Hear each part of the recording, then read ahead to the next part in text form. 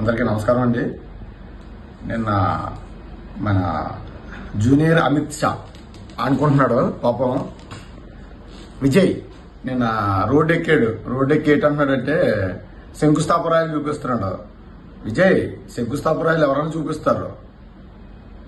MLA గారు చేసినటువంటి పనులు చూసి వారవలేక ఈర్ష్తో కుళ్ళుతో కుంగిపోయి నలిగిపోయి ఈ విధంగా నీ బాధని వ్యక్తపరుస్తున్నావు అని నర్సిపడ ప్రజలకు కానీ నర్సిపడ నియోజక ప్రజలందరికీ కూడా తెలిసిపోయింది.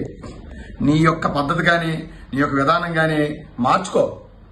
ఏంటి 2014లో ఎంపీ అన్నావు, 2019లో ఎంపీ అన్నావు, 2024 ఎంపీ అన్నావు. ఆ అయ్యన్న పోతుడు కొడుకు అనే అది తీసేస్తే బోర్డు తీసేస్తే నువ్వేటి జీరో. నువ్వు చేసేదేమీ లేదు. నీ బ్రతుకంతా ఎప్పుడు చూసినా సరే ఈయన విమర్శించడం, వాళ్ళ విమర్శించడం, వీళ్ళ బెదిరించడం, వాళ్ళ బెదిరించడం, ఈ బెదిరింపు రాజకీయాలు మానుకోవా? ఇదేటి ఉదాహరణ చెప్పమంటావా? పాపం ఆంజనేయం గుడి వెనక ఎలక్ట్రికల్ డిపార్ట్మెంట్ ఉంటది. అందులోనే ఒక కాంట్రాక్ట్ ఉద్యోగిని శుభ్రం కొట్టేసి మీ తాలూకు బెదిరించి పంపించి వైజాగ్ మీ తాలూకు వేసుకున్నావు. గుర్తులేదా నీకు? ఎవరినెవరిని పంపించావో చెప్పనా నేను?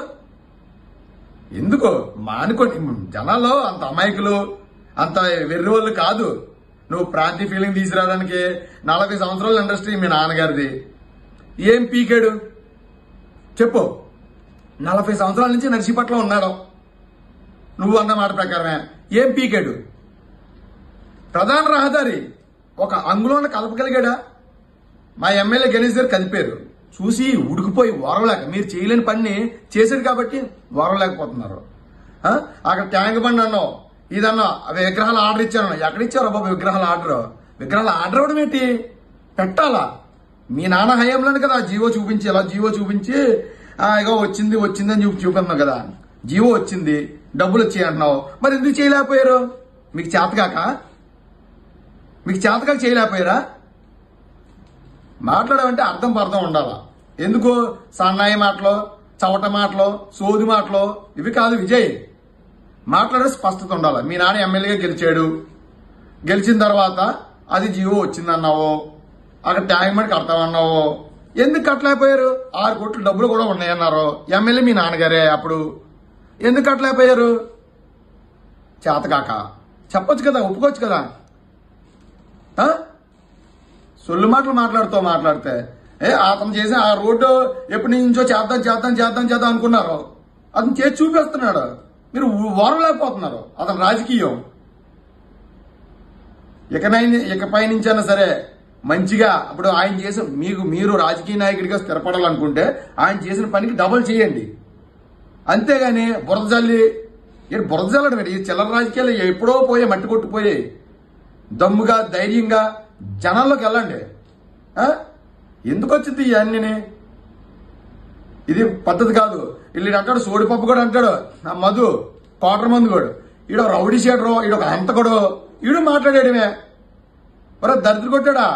నీ ఇష్టం చూసుకోరా, ఒకసారి నీ వెనక తీరు చూసుకోరా. దరిద్ర కొట్టాడా? మా ఎమ్మెల్యే గారు వైట్ పేపర్ లాంటి వ్యక్తి, ఎటువంటి క్రిమినల్ బ్యాక్గ్రౌండ్ లేదు, స్వచ్ఛమైన మనసు, సహాయం చేసే గుణము అదిరా మా ఎమ్మెల్యే గారు. ఒకసారి మీ గొద్దలు మీ వెనకాల చూసుకోండి రా. ఎందుకురా చెప్తారు? నువ్వు చెప్పాడు ఏంటరా సోడి పప్పగా కోటర్ మందుగా? ఏట్రా నీ పని గడ్డాలుంటే నువ్వే ఇది అనుకున్నావు ఏంటి? నువ్వు హంతకుడిలాగా ఉండు. అర్థమైందా? హంతకుడివి అయిన బయట తీయమంటావా? రౌడీ చీరలు వెనకలేసుకొని ఇలాగా ఏంటది విజయ్? వాడు గుర్తుపెట్టుకో. నువ్వు అమిత్ షా లాగా ఈ పొట్టి సొరబాలు గిరబాలు వేసుకొని అది రాజకీయం కాదు. మనం వేసుకునే వేసదానం కాదు. మన జనాల్లోకి వెళ్ళే విధానం కావాలి. జనాల సమస్యలు తెలుసుకో. నువ్వు ఏ రోజైనా సరే జనాల సమస్యల మీద మాట్లాడవా చెప్పు? ఏ రోజైనా జనాల సమస్యల మీద మాట్లాడవా? ఎందుకో ఎప్పుడు చూసినా మా మంచి పనులు చేసే ఎమ్మెల్యే గారిని బురదలడం తప్ప కానీ అది రాజకీయం కాదు. జనాల సమస్యల మీద మాట్లాడు. జనాల గురించి పోరాటం చేయి. ఇంకొక 30 సంవత్సరాల్లో నీకు రాజకీయ అనుభవం వస్తుంది, లేకపోతే లేదు. 2019తో క్లోజ్. ఇంకా చక్కగా నా సలహా ఏంటంటే నేను ఒక తమ్ముడిగా చెప్తున్నాను, లేకపోతే ఒక అల్లంపల్లి ఈశ్వరరావు అనే వ్యక్తి చెప్తున్నాను, నువ్వు రాజకీయాలకు పనికిరావు. రాజకీయాలు మానేసి చక్కగా నాన్న సంపాదించిన డబ్బులతోటి వ్యాపారం చేసుకో చక్కగా ఏంటి చేసుకుని హాయిగా జీవించు. ఎందుకంటే రాజకీయాలకి బురద అప్పుడు పోయింది, ఆ కాలం పోయింది. ఇప్పుడు బాబాయిలు అందరూ ఉన్న కాలం పోయింది. అప్పుడు బెదిరింపుల రాజకీయాలు, రిగ్గింగ్ రాజకీయాలు, ఎవడన్నా ఏమన్నంటే ఇంటికి వెళ్ళి స్కూటీ వేయడాలు, ఇవన్నీ పోయాయి. ఇప్పుడు అందరూ ఎవరికాడే హీరో. అర్థమైందా? ఎవరికాడే హీరో. కాబట్టి ఆ బెదిరింపు రాజకీయాలు, రిగ్గింగ్ రాజకీయాలు అటు స్వస్తి పలికేశారు ప్రజలు. ఎవరు మంచి చేస్తున్నారో చూస్తున్నారో వాళ్ళని ఎన్నుకుంటున్నారు. రాబోయే ఎలక్షన్ లో కూడా పెట్ల ఉమాశంకర్ గణేష్ గారి ఎమ్మెల్యే, అది ఫిక్స్. రాసుకో కావాలంటే. మీ సీన్ కాలిపోయింది. మీరు చక్కగా ఏదో మంచి వ్యాపారం చేసుకుని హాయిగా జీవిస్తే మీకు గౌరవం ఉంటుంది. నర్సీపట్నం ప్రజలు వదిలేరు. 40 సంవత్సరాల నుంచి చూశారు మిమ్మల్ని.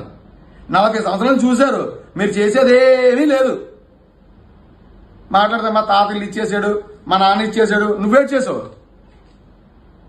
చేసావు చెప్పుకోవడానికి ఒక్కటి లేదు.